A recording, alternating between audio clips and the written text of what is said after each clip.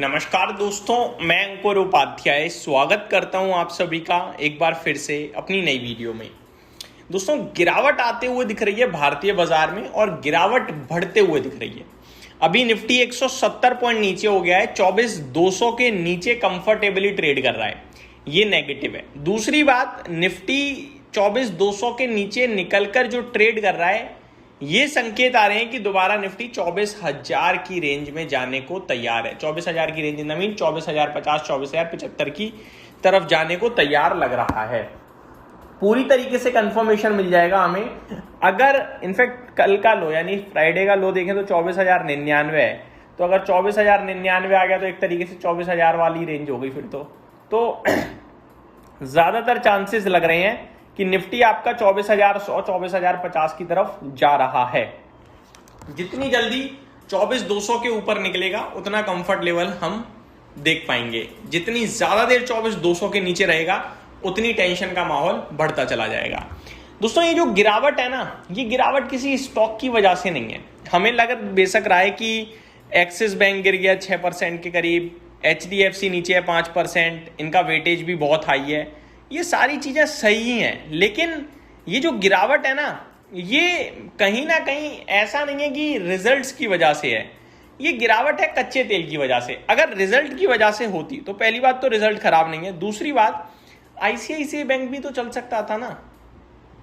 ICICI bank नाम के लिए चल रहा है, 1% आधा परसेंट ऊपर है। अगर ICICI बैंक भी 1-8% ही ऊपर है, इसका मतलब पूरे बैंक फाइनेंशियल्स पे जो प्रेशर आया है वो प्रेशर आया कच्चे तेल की वजह से।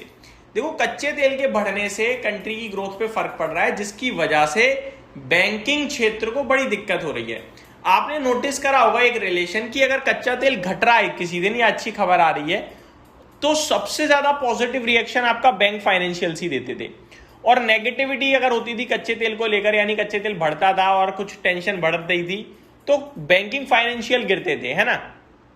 और आज की डेट में भी वही हुआ है, मुझे लग रहा है कच्चे तेल को लेकर टेंशन बढ़ी है और बैंकिंग फाइनेंशियल शेयर्स टूटे हैं, जिसमें लपेटे में तो आ गया HDFC बैंक खराब नतीजों की वजह से, एक्सिस बैंक को भी खराब नतीजे घोषित करवा दिए और कोटक को भी। वहीं ICICI बैंक फिर भी ऊपर टिकने में कामयाब रहा लेकिन वो उसे चलने नहीं दिया। अब अगर मैं कच्चे तेल की तरफ चलूं डायरेक्टली बिना देरी के, तो कच्चा तेल हो गया भैया $90 के पार, इनफैक्ट $91 बैरल्स पे आ गया है। 3% की तेजी आज है। दोस्तों, पूरे वीकेंड पे फ्राइडे को मैंने यही डिस्कस किया कि कच्चा तेल जो हो रहा है वो अच्छा नहीं हो रहा है। अब लाल सागर पे खतरा है और ये बहुत बड़ी बात है। अब फ्रेश अपडेट पता है क्या है? कल मैंने करीब इस समय जब वीडियो शेयर करी थी तो अमेरिका से अपडेट आई थी कि भैया वो कह रहे हैं उनके 2 सर्विस मेंबर्स मारे गए हैं, जिसका बदला लेने के लिए वो अब ईरानियन फोर्स पे डायरेक्टली अटैक कर रहे हैं। आज अपडेट ये है कि उनके 3 मेंबर मर चुके हैं टोटल, ओवरऑल की बात चल रही है, ऐसा नहीं है अभी पहले 2 थे अब 3 हो गए हैं। ठीक है जी, जो सर्विस मेंबर्स हैं, जो उनके ऑफिसर्स हैं, वो मारे गए हैं। अब क्या कहा गया है प्रेसिडेंट ट्रम्प के द्वारा वो सुनिए, पहले रीजन सुन लेते हैं।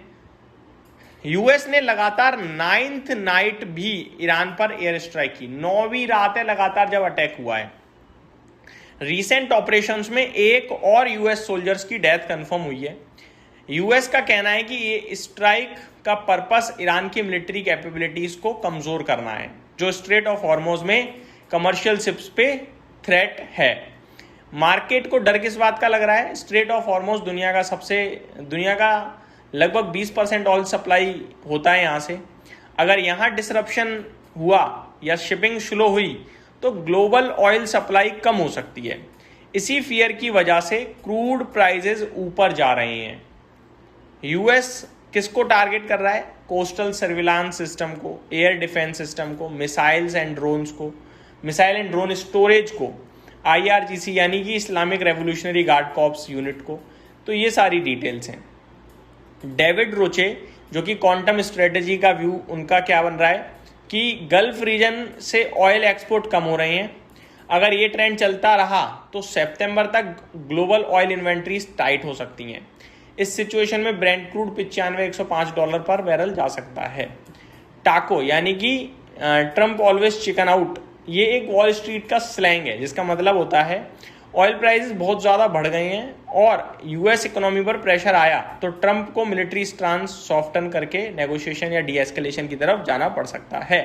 ये सिचुएशन बन रही है। दोस्तों एक चीज समझिए, मेरे को लगता है इस बार सिर्फ स्ट्रेट ऑफ हॉर्मुज इशू है ही नहीं, इस बार इशू नया बन सकता है येमेन की तरफ से, जो कि लगातार अटैक हो रहे हैं। अब इंफ्रास्ट्रक्चर पे अगर प्रेसिडेंट ट्रंप ने किसी दिन तानाशाही दिखाते हुए कह दिया अटैक के लिए और हुआ अटैक, तो ईरान भी येमेन के हौतीस को कह देगा गेटवे पे अटैक कर दो रेड सी के, जो कि बबल मंदेब आपका स्ट्रेट है ना, जहाँ से एशिया से यूरोप जाता है तेल, वहाँ, और फिर समस्या बहुत बढ़ जाएगी। वैसे ही समस्या बढ़ी रही है क्योंकि एक भी दिन कुछ नेगोशिएशन कोई अच्छी खबर नहीं है, लगातार अटैक अटैक अटैक की खबरें हैं और ये चिंता का विषय है। इसी की वजह से मुझे लो मार्केट भैया 24,130 आ गया डेज लो पे इस समय, तो ये टेंशन का विषय है और यही वजह है जिसकी वजह से बाजार भी गिर रहा है।